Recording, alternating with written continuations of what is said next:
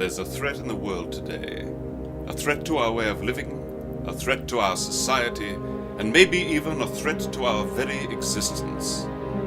And what is this threat?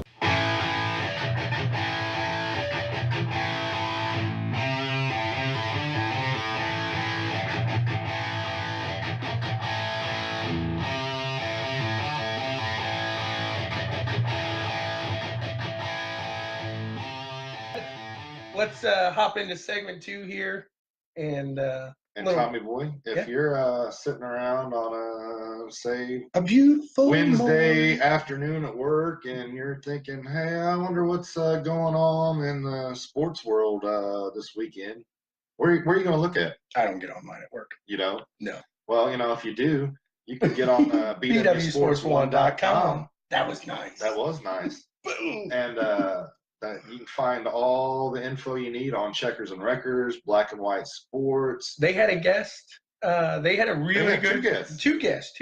Really good show the last week. There was some problems on Facebook there, so guys, check out that YouTube.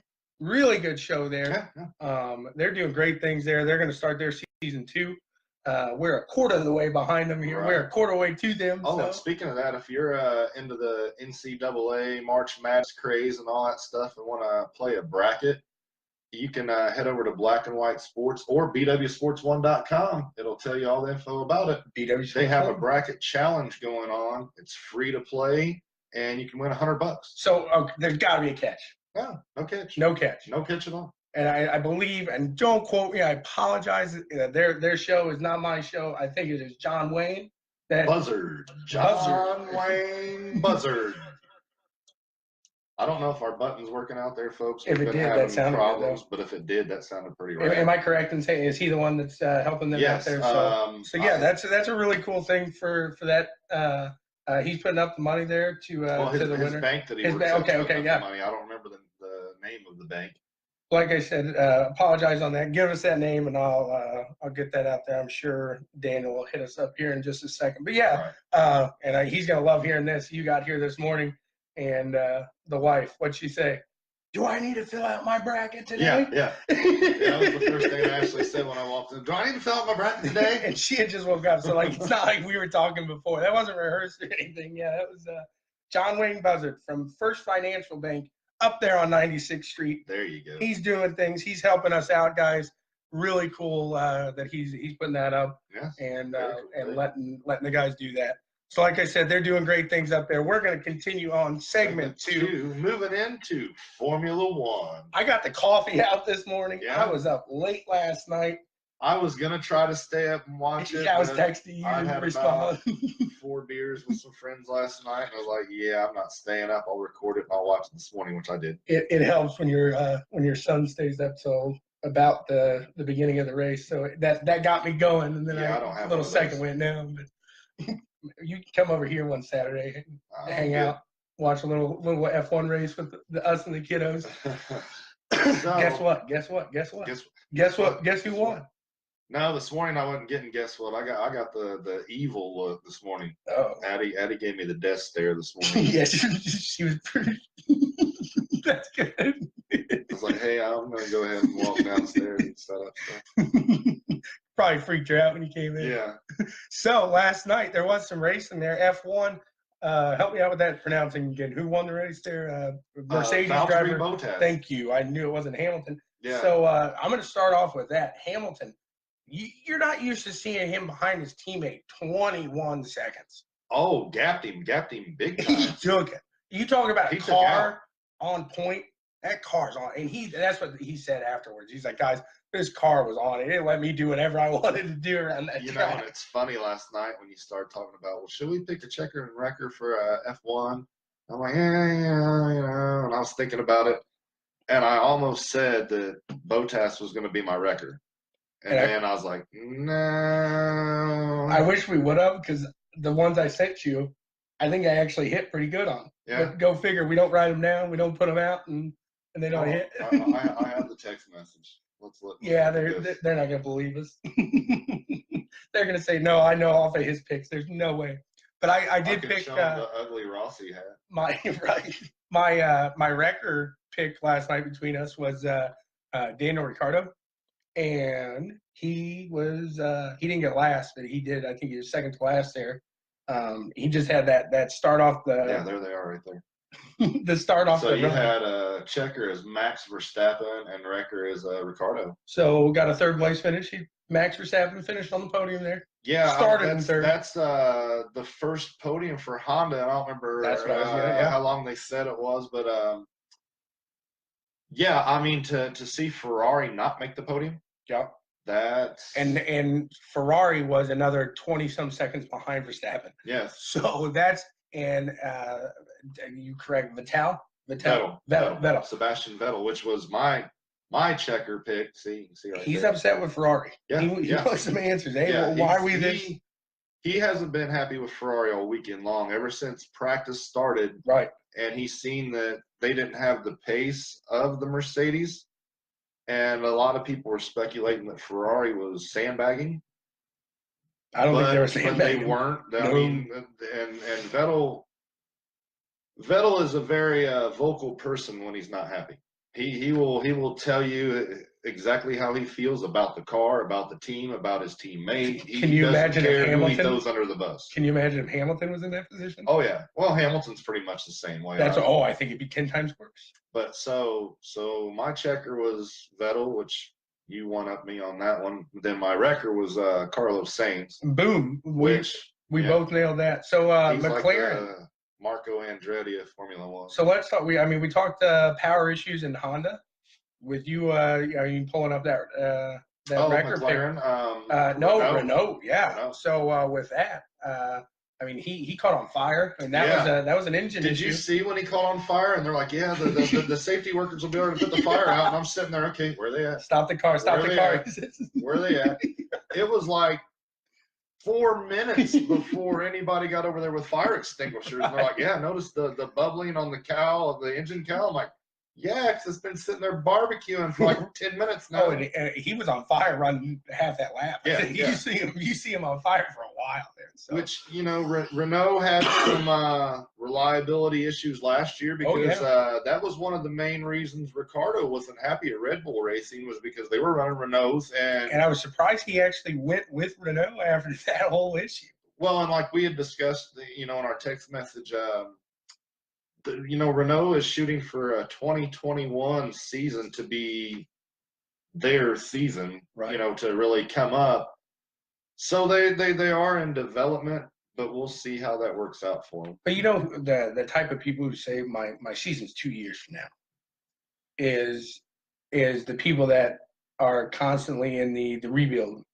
Well, not necessarily. The Miami Dolphins have said their year is 2 years from now every year. That principle doesn't really hold true for Formula One. Well, I think they can't find they can't find what it takes to get up there anymore. I don't think. Well, it's not necessarily that. Where IndyCar, you can go out and if you have money, you can go out and buy a Dallara chassis. You can get a Honda or a Chevy deal. So with Formula One, those chassis are not bought. Exactly. There is no such thing as a store-bought chassis. No, you're building everything. You're designing everything. Brakes. Cha-ching. Everything in the car. Now, you have what you call your B teams in F1. So, with Ferrari. Ferrari has their car, their motor, and everything like that. And now you have, is it Toro Rosso? That's Honda. Is it Honda? That's Red Bull, right? That's the other Red Bull team? Yes. Okay. So that's Honda too? Right. Well, I would assume so. There's a B team, and so, for instance, I don't know what team it is, but they'll run Ferrari motors. Right. Now, they're not getting Ferrari chassis. They're designing their own chassis and everything and wings and whatnot. But that's a lot of money. That's a big advantage there. But we'll see what happens with Renault. With them making statements like that, they're going to have to produce. And they went out and got a driver like Daniel Ricciardo. Is it Hulkenberg? He looked pretty strong today or this morning. So I think they have a couple talented drivers. Myself, I really like Daniel Ricciardo. I think he's a very talented driver. I think Red Bull was wrong for letting him go.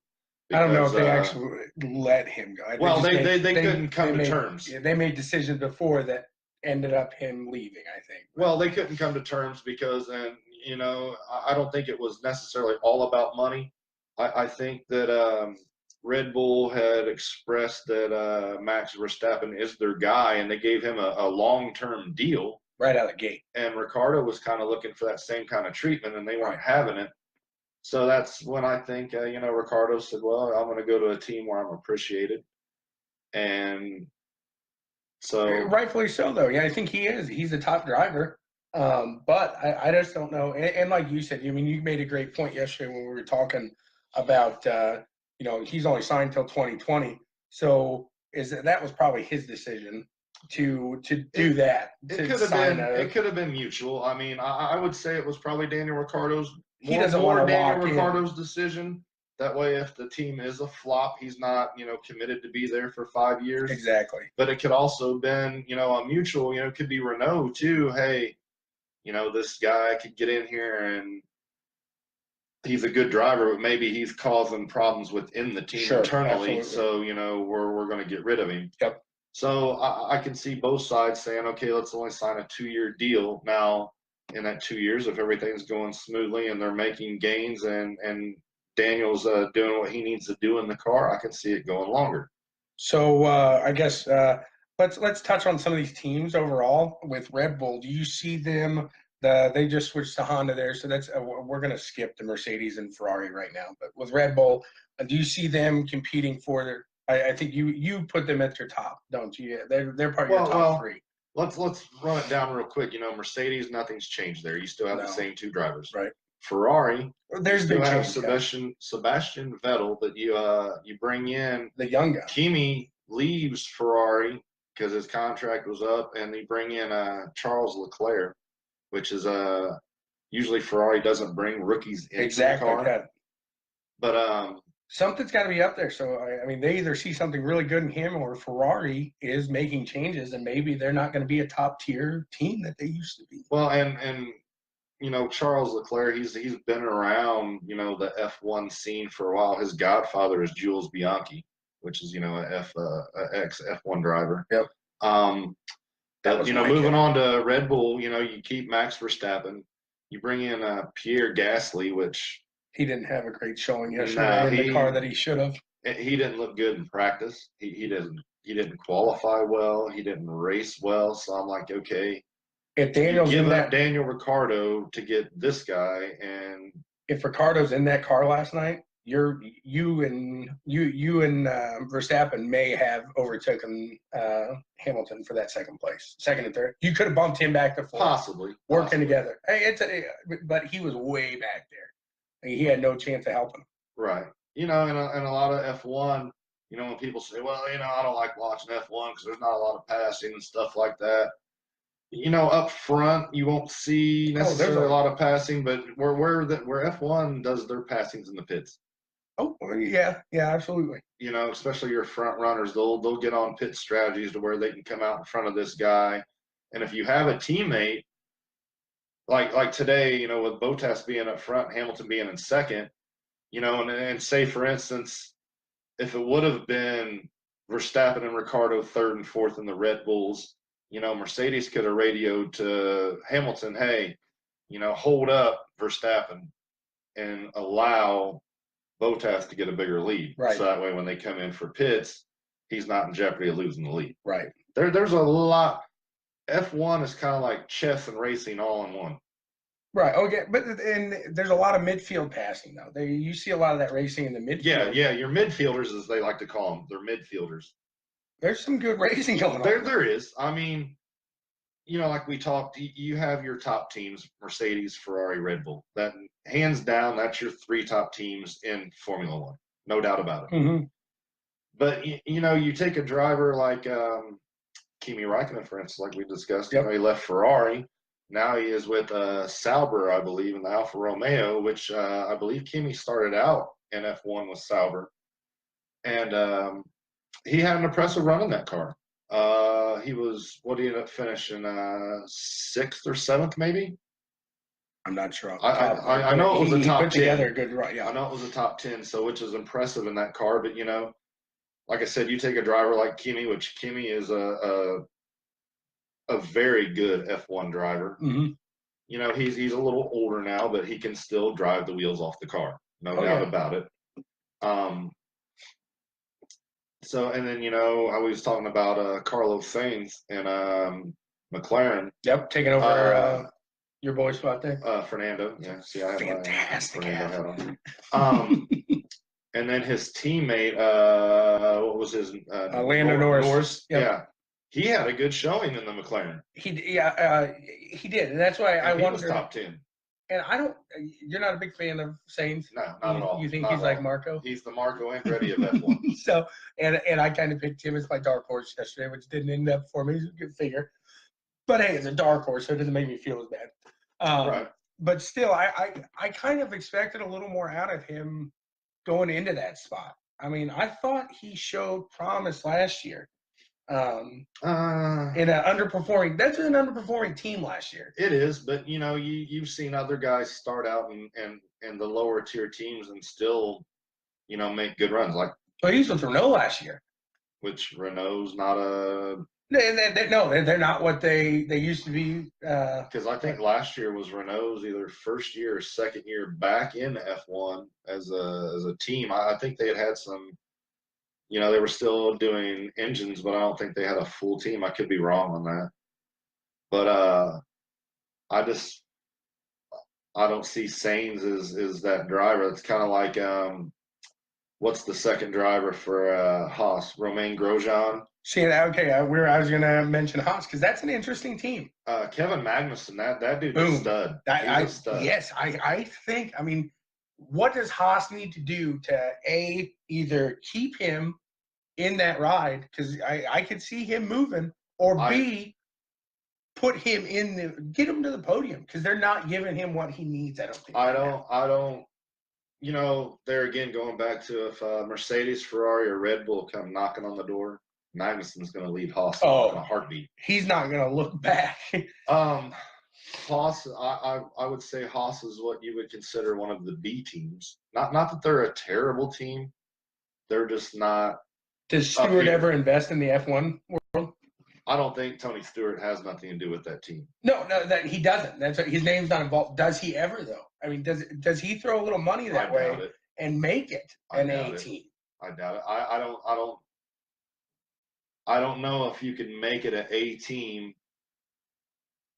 Yeah, I don't know what it would take to make it an A team. Fair enough. And then, have you watched any of that F1 series on Netflix? Yes, I watched the whole thing. So, it's pretty interesting. When Kevin Magnussen runs around the dirt track in Stewart's midget, did you see that? You remember that there? Yeah. He gets down and he's like, I think I need to change my pants. That's good stuff. It's a Formula One driver goes around a midget dirt track. I think I need to change my pants. Well, you figure. You go through the Formula One pits and ask those guys if they've ever driven on an oval or driven on dirt. Nope.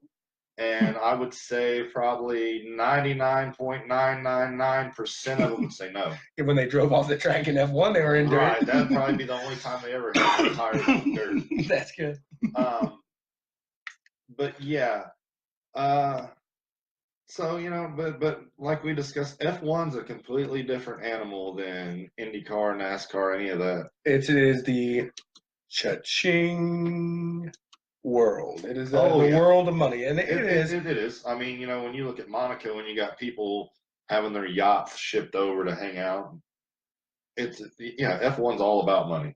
But now we're going to see with the passing of the director there. Mm-hmm. Do we see changes?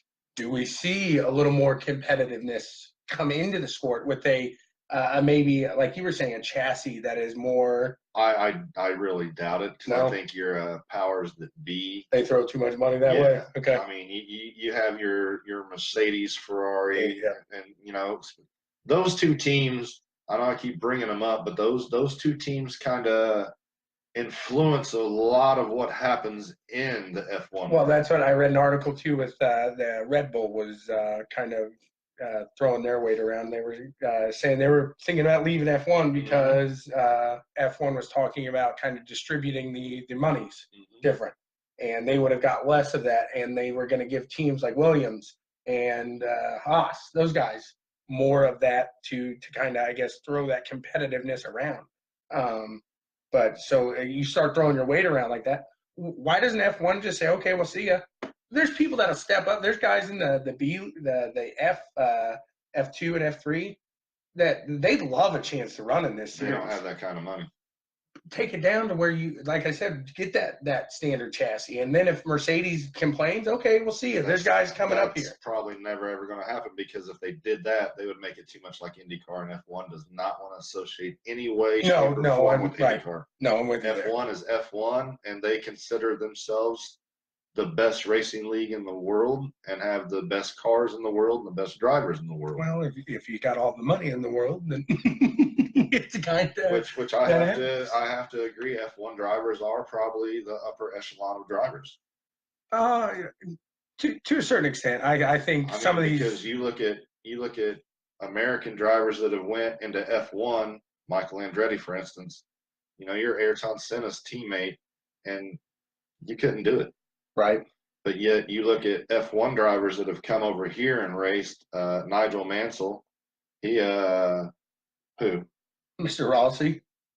Has he won a championship yet? No, but I'm saying he's an F1 driver that he's solid, and he's competing for a title in Indy. I mean, did he actually drive F1? No, he was a test driver. Right. See, but I'm talking about guys that actually raced in F1. Like you take Nigel Mansell the year he came over. I'm giving you credit here to your point. We got a test driver in F1 that's coming and dominating. He's definitely top tier in Indy. So, but you know, like when Mansell came over here, and you know he came over and was he was Mario's teammate, and that dude almost won the Indy 500 his first year here. Well, if Alonso doesn't blow his engine in the 100th running, does Alexander Rossi win that race? I don't know. I mean, I think that, you know, when you take F1 versus IndyCar drivers, I think F1 may be a little bit better. I see you have more top tier if you're going down the list. Yeah, more overall top tier drivers. I think I would agree with that. Sure. I do now thinking of that over. So I guess really Force India, I was talking about them. Sergio Perez, Lance Stroll, he's the owner's son. He took over. He's looking kind of promising there. Yeah. But Sergio Perez, I have not been impressed by him at all. I think he is a wrecker every week. Yeah, he's gonna throw it in the wall. he's definitely had a rough Formula One career. Yeah. So, and I think a lot of that's on his doing. So, and then I mean, you finish off the last those Toro Rossos, Sauber and Williams, and I think you're making changes there, but you just don't have the money and the funds to really do anything on the team. So, I think Sauber will be like I said earlier with Kimi Räikkönen in the car, I can see them right top 10, especially Kimi. I can, with that's a stepping stone for him. I think he's going to get a better ride. No, that's not a stepping stone for him. That's his. This will be his exit ride. After this, he'll be done with F1. You don't think he'll do anything else? He's had a long, prosperous career in F1, and that's probably why last year when he was at Ferrari, and Ferrari's like, okay, and it's time to bring somebody younger in the car, and I think Kimi going back to Sauber, which, like I said, is the team he started out at. I think that's his way to kind of help his farewell to F1. Fair enough, yeah.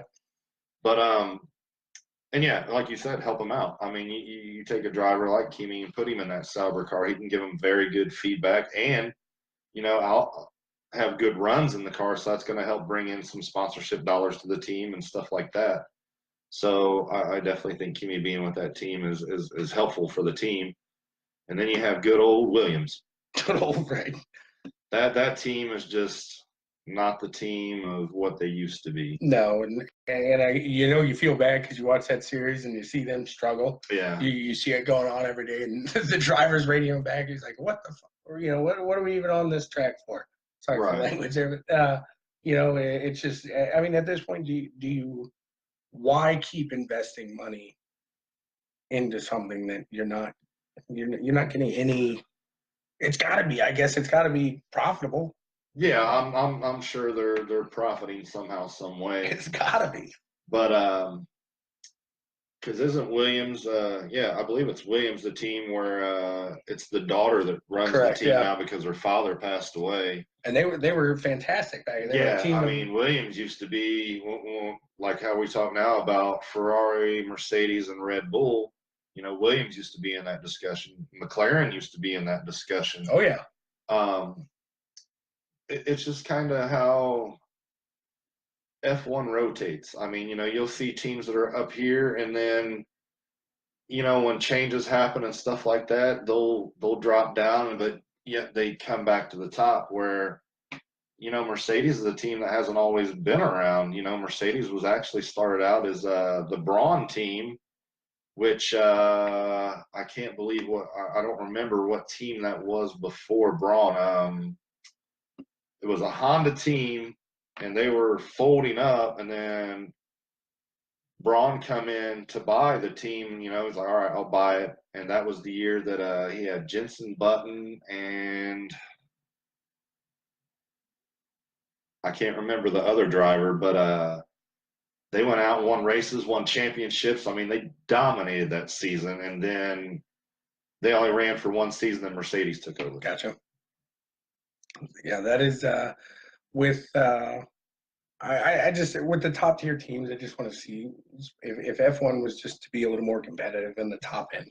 You're always fighting for the fight in F1 is for that third, fourth, fifth. That's just where the nature of the beast. That's where the boxing. I mean, that's where you're seeing the Joe Frazier versus Tyson. That's boom. That's where it is. Right. So we got some. You posted a video earlier this morning, I believe it was this morning, on the WeatherTech, the 12-hour Sebring. Yeah, that dude, he saved. He like Kevin Manderson. Before we get into that, let's just kind of give a breakdown on the 12 hours of Sebring. Sure. You know, you start out under a caution because it's raining, so they were actually just riding around the track because it was raining so heavily, and then finally, you know, they dropped the green to let them race, and they run. I don't remember how long it was in the rain. I would say I was watching. I think here it was 1 or 2 o'clock maybe when it kind of dried up, and they switched to dry weather tires and ran pretty much in the dry. Then it started raining a little bit again, and just a great race. It finished wet, didn't it? Or did it dry up near the end there? I think it was dry in the night because it finished up in the night. But the video you're talking about, the dude in the Porsche, he needed new pants. Comes out of the last turn onto the straightaway, and the car, you know, you're going, and Sebring's a rough track to begin with, and then have standing water on it. So he hit a bump, and there was a puddle, and the car immediately jerks to the right. And he tries to correct it. It comes back left, aiming at the wall, and he brings it back. When you say aiming at the wall, I mean, you're talking. I mean, he was going to hit the wall head on if he didn't straighten it out. Hard. But what a save! What a save! Yeah, he like Manderson. He said, "I need some new pants." That's for sure. Yeah, he definitely had a load in his shorts when he came in. That's good. So. Yeah, that was some interesting racing. I didn't get to see as much as you did. Oh, I watched pretty much the whole I was about to give you credit there because Howdy over here, he texted me when it started. He said, "Hey, are you watching this?" And I was out with or I was at work then, and then I think he texted me come. What was it? He was doing the honey-do list. Yeah, 10 o'clock at night. He said, "You watching it now?" I said, "No, I'm doing some stuff here," but I figured he was probably watching it from A to B there. So. I got to give you credit there. I was actually down at Fountain Square Brewery hanging out with some friends, and I was watching it there. On the, I had it on the phone. It is not easy to find on TV, that's for sure. Sure it is. Well, with the interwebs, I guess, but not on ESPN should definitely. It's right there. ESPN should definitely. Well, I don't have cable. ESPN should definitely help out. I got all those apps.